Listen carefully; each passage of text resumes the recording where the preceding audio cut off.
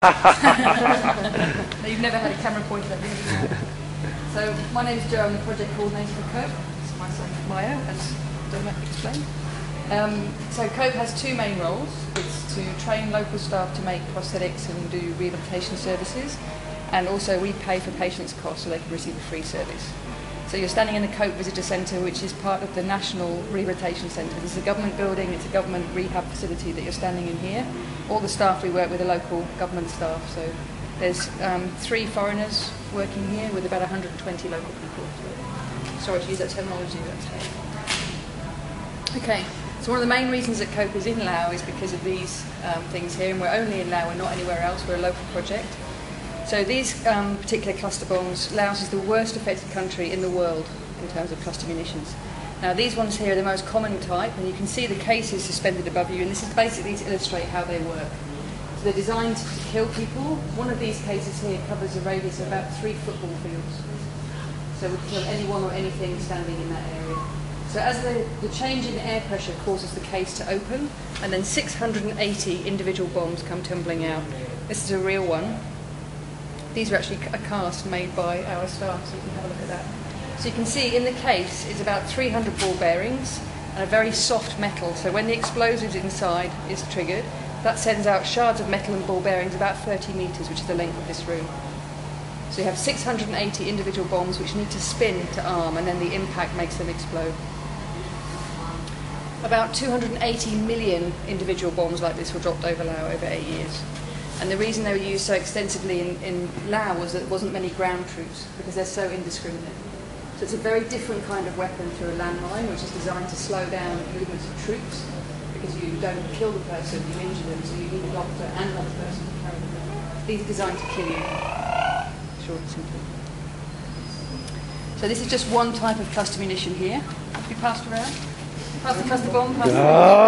Sammy nearly. This is just one type. This is the most common type. But here you also see these long cases, these aluminium cases, and these had these round ones inside that work in a very similar way, but it's the air passing up through here that makes it spin, and that's what arms this one. This one's known locally as the pineapple, so it has a little pin on the side that when that's in, then it won't explode, and these fins are folded over. As it comes out of the tube, the fins pop up. Yes, it's exciting, isn't it? And then they stabilise it, so when it hits the ground, it has to land right on the end on this little pin to explode. And again, that sends out ball bearings over a 30-metre radius. These were actually, if they didn't explode, you can imagine if they tumbled into a tree, then they didn't land right on the end and they wouldn't explode, and they could be used as landmines. People could reuse them.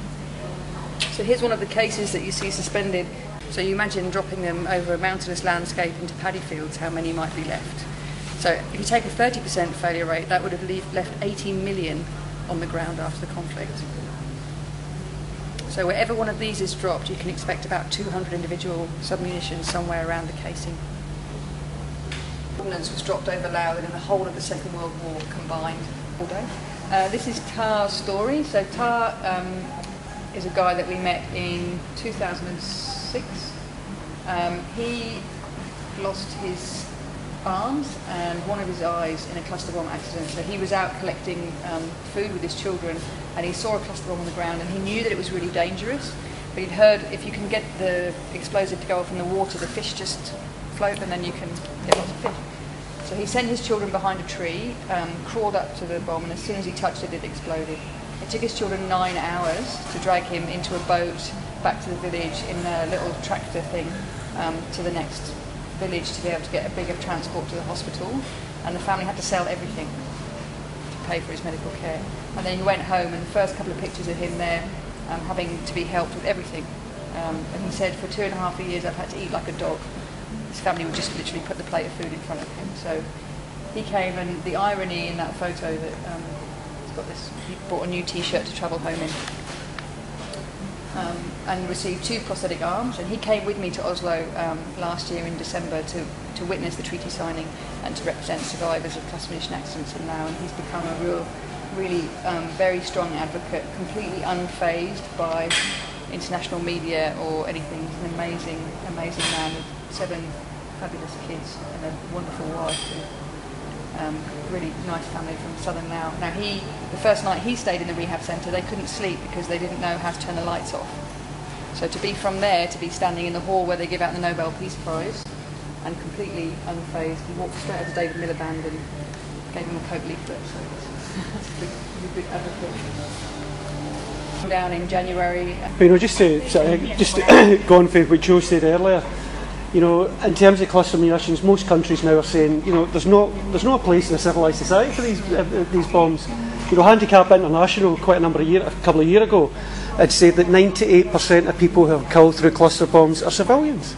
Yeah, have we learnt a lesson? Joe talked about white phosphorus.